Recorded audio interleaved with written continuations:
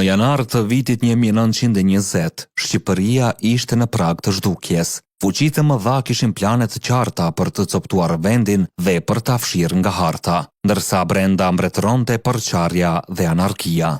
Por në qytetin e vogël të Lushnjës, një grup burrash të vendosur morën guximin të ndalin këtë tragjedi kombëtare.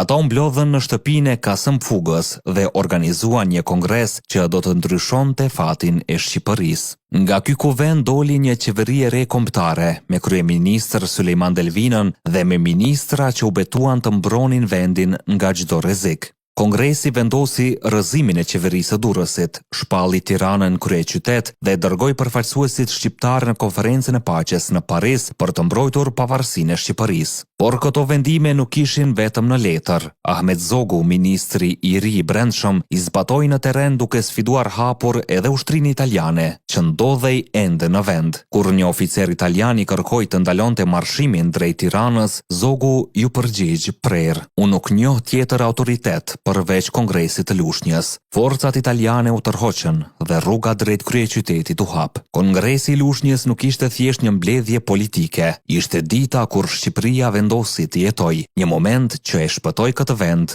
nga zhdukja. Ne jemi histori epike, aty ku e kaluara rilind.